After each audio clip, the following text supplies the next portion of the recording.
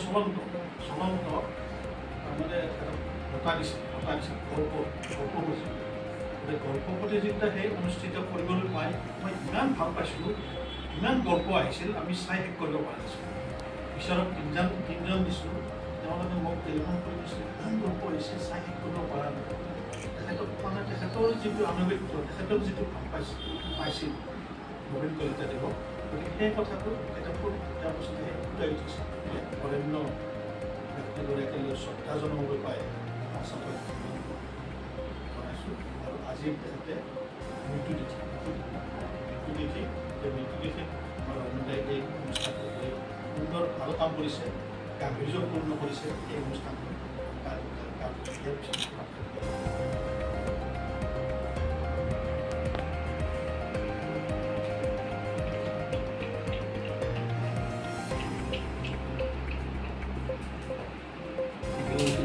video.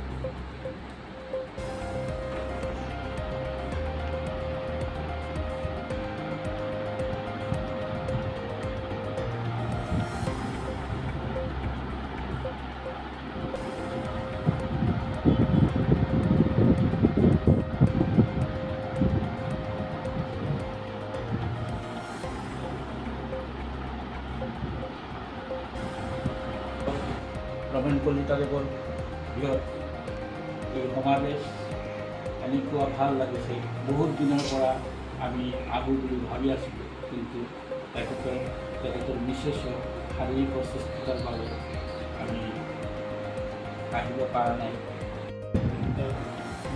মজুমদাৰদেৱ আৰু আমাৰ বাইদেউ গতিকে সকলোকে মই সম্বোধন জনাইছোঁ কিন্তু মই উপযুক্ত নহয় আজিৰ এইখন গ্ৰন্থ বা এখন কাব্য সন্কলন উন্মোচন দ্বিতীয় সংস্কাৰ উপযুক্ত নহয় তথাপি আপোনালোকৰ নিৰ্দেশ কৰিছোঁ বালিমাহী মই আজিৰ এই অনুষ্ঠানৰ মুখ্য পৰিচালক বুলিয়ে ক'ব লাগিব আমাৰ দীপক শৰ্মা ডাঙৰীয়া লগত অতি আত্মীয়তা মই নাজানো তেখেতে কিহত ভাল পায় মই নাজানো তেখেতে এনেকুৱা সুন্দৰ অনুষ্ঠানবিলাকত য'ত জাক জমকতা নাই কিন্তু আন্তৰিকতা আছে মানুহৰ প্ৰতি মৰম আছে তেনেকুৱা অনুষ্ঠানবিলাকক মোক আমন্ত্ৰণ কৰে আৰু ময়ো আহি ভাল পাওঁ আজি এই একেই সময়তে সাহিত্য সভাৰো এটা অনুষ্ঠান আছিলে পাহৰি গৈছে নিজৰ বন্ধু বৰ্গ সমাজ সংস্কৃতি সকলো পাহৰি গৈছে অকল মোবাইলটো আৰু এই মোবাইলটোৰে কথা হ'ল কি ফেচবুক আজিৰ যুগত ফেচবুকৰ যুগ ছাৰহঁতৰ তেনেকুৱা নাছিলে আমি আমাৰ দেউতাও তেনেকুৱা এজন বিশিষ্ট কবি আছিলে বিশিষ্ট সাহিত্যিক আছিল বুলিয়ে শুনিছোঁ দেউতাই ভাল কেইবাখনো কিতাপ লিখিছে পুৰুষৰ কিতাপ লিখিছিলে গতিকে তেখেতসকলক আমি দেখিছিলোঁ এই দেওবাৰৰ দিনত শনিবাৰৰ দিনত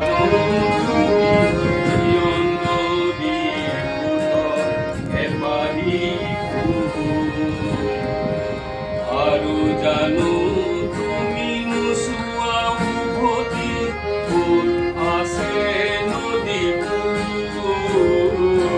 মই জানো তুমি জীৱন নদীৰ সোঁতৰ এপাহি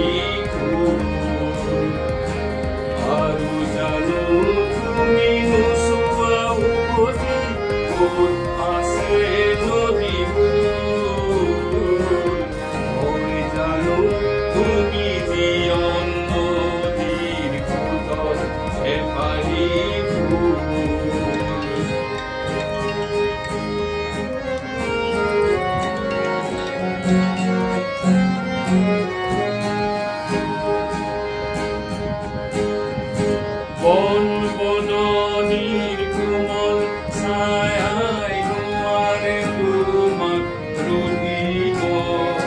সময়ৰ গতিৰ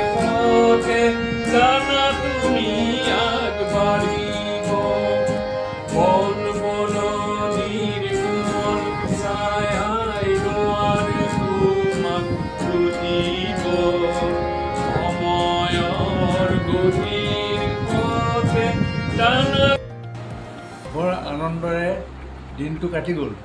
মই ভবাই নাছিলোঁ যে এইবিলাক চব পৰাগজ্যোতি প্ৰকাশনৰ দীপক শৰ্মাৰ কাম। দীপক শৰ্মাই এইবিলাকক গোটালে, আজি অনুষ্ঠানটোত সাফল্যমণ্ডিত কৰিলে। আৰু এইবিলাক মই ভাবিছোঁ মোৰ দেউতাৰো ইয়াত অৰিহণা আছে।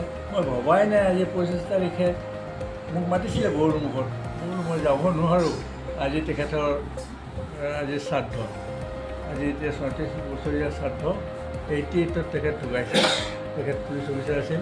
আজি এইবিলাক পুৰণি মানুহবিলাকক লগ পাই খুব ভাল লাগিল।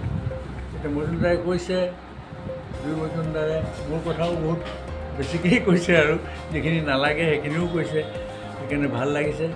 গতিকে মই সকলোকে প্ৰণাম জনাই মোৰ ঘৰত আজি অহাৰ কাৰণে সকলোকে ধন্যবাদো জনালোঁ। বিশেষ মই কথা নকওঁ, কথা আগৰ পৰাই কওঁ। মিটিং টিটিঙত গ'লেও তেতিয়া কৈছিল যে অবিভক্ত কামৰূপ জিলা। তেতিয়া আমাৰ লগত ডক্টৰ প্ৰমোদ ভট্ট আছিল। তেখেতে মোক কৈছিল ৰমেন ব'লা বুলি গৈ আমি বহুত দূৰত গৈছিলোঁ তেতিয়া। তাৰপিছত তেতিয়া মহানগৰ সমিতি কামৰূপ জিলা